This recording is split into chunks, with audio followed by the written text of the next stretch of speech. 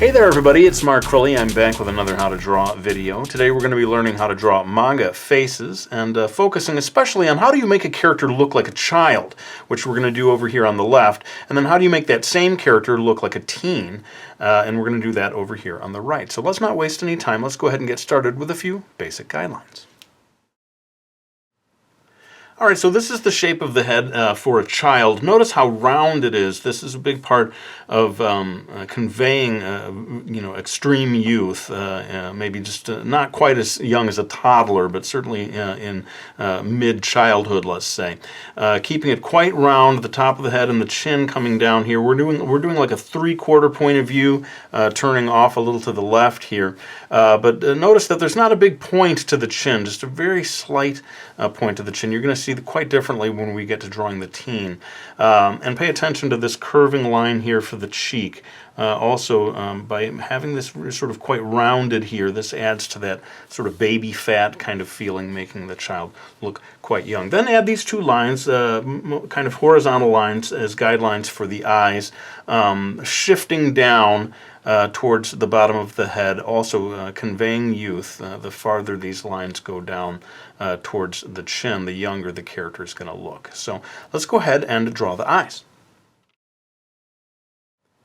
Alright, so I decided to throw in the eyebrows while I was at it, but notice that the eyes are a little bit compressed over here compared to over here. That's because of the 3/4 point of view, and that's not really so much about conveying age. And really what I want to show you is that when we draw these two faces, we could draw the eyes exactly the same size.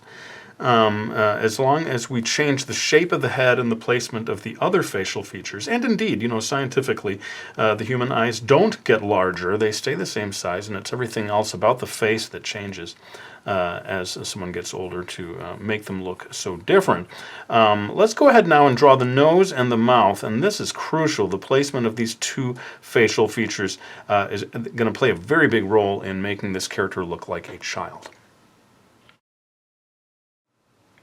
Alright, now this is maybe a little extreme, but I've put the nose quite close to one of the two eyes, and this very small distance between these two really helps convey youth in a big way. You're going to see just a slight shift of the location of the nose makes a huge difference. And the mouth, I think basically between the nose, the point of the nose and the chin, maybe a touch closer to the nose, as indeed it would be in real life. But let's move on now to drawing the neck and the shoulders.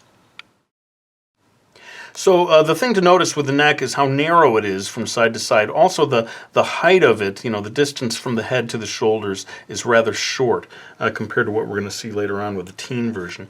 The shoulders very narrow from one side to the other. You can compare it to the width of the head, almost the same really, maybe just a touch wider. And that plays a very big role in making this look like a little child. And that's about it, except I realized I've forgotten to draw the ear. So let me go ahead, I'm going to add the ear, but then at the same time I'm going to go ahead and draw the head shape of the teen version so that we can get into comparing and contrasting the two different styles of drawing.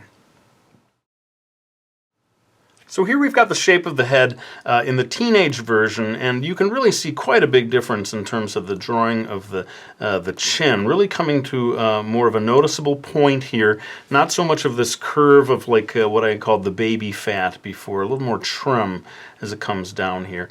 And as a result, the height from the top of the head to the chin is increased, and the whole shape of the head appears just a little longer and a little narrower, and that helps to convey increased age, as we see in real life. Now I'm going to draw the eyes, but I can tell you right now, they're essentially going to look exactly the same, along with the eyebrows. I'm not going to do anything at this point that makes them look that different, but let's go ahead and get them in place.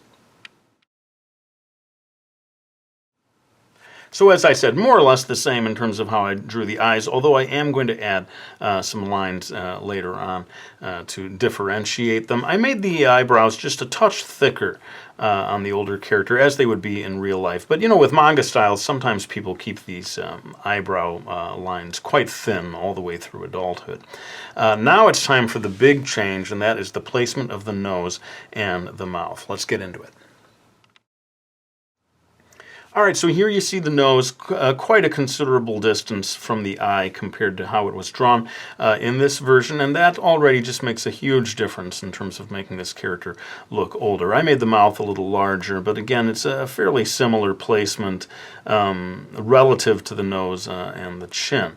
Now it is time to draw the neck and the shoulders, and I think I'll go ahead and throw in the ears at the same time. So here you see the width of the neck greatly increased from what it was over here. It becomes especially visible when you compare the distance from the ear to the line of the neck there. And maybe just a little bit of height added, making the... Some people draw manga characters with very long necks, so you could certainly stretch that even further if you wanted to. But the width, or breadth, I suppose I should say, of the shoulders is greatly increased, noticeably wider than the top of the head, whereas here it really was almost the same. And I think more than you might expect, the width of the shoulders conveys, really adds a lot to the, aging up of the character. So if you've got a character that you're trying to show in childhood and then also in teenage years, definitely pay attention to the width of the shoulders, and as I said, the placement of the nose in relation to the eyes. I'm going to go ahead and just quickly erase these guidelines for the eyes, and then we're going to show slight differences between how I might draw the details of a child's eyes versus those of a teenager. Okay, so this is not so much about how to draw manga eyes. Heaven knows I have an awful lot of videos about that. So I'm going to just quickly add in highlights and the pupils and so forth. And as I had said earlier, I really want the eyes themselves, the irises anyway, to be almost identical as they would be on real human beings. That aspect not changing so much. Whereas I think where you're going to get some differences is in how you draw the eyelashes. So give me just a moment. Why did I decide to do this real time? Why didn't you bring in old man time lapse like you always do? But now it is time to move on to showing how I might make the eyelashes a little thicker for the teen. Make the lines, the upper eyelashes, maybe extend them a little further. And that is going to add a sense of age to the character. Not necessarily even implying that they're wearing mascara or anything like that, but just that maybe the eyelashes have grown fuller as they get older. But here's a big thing that can add age. If you add the fold of the upper eyelid in a very small way for the child version, which is to say these lines here very short and small, whereas if you make them a little longer, I think, for an older character, that's going to add some age. And maybe even more important is the idea of adding a lower eyelash line of any kind versus not including any lower eyelash line for the child version of your character. That also has a surprisingly big effect, I think you can see already, in terms of making this character look older. Whereas I'm just not even going to have any lower eyelash line at all for this character. As for the ears, I think one thing I forgot to mention is that, in terms of real human anatomy, the human ear does grow larger, especially in later age. You see, like elderly people with ears that seem much larger than those of younger people. And so I suppose there's going to be a slight difference there if you want to get into authenticity, I suppose, there. But I don't know if manga artists pay that much attention to how they're drawing the ears in child characters versus older characters.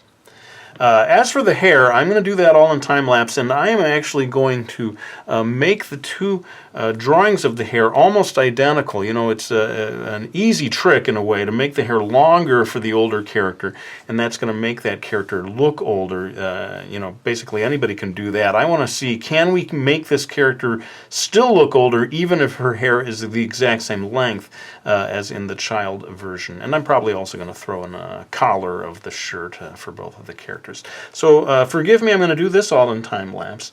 You're darn right you're going to do it in time-lapse.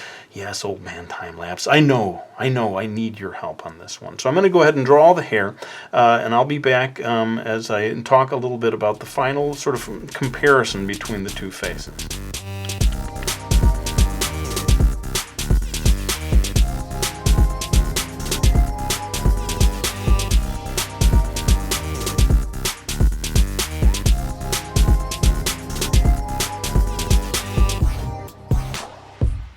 Alright, so you can see I made the length of the hair almost exactly the same between the two, so that it really is the shape of the head and the placement of the facial features, for the most part, that is conveying the difference in age between these two characters. Well, I'm going to go ahead and ink this up, maybe add a little bit of color, and then we'll be back with some final words.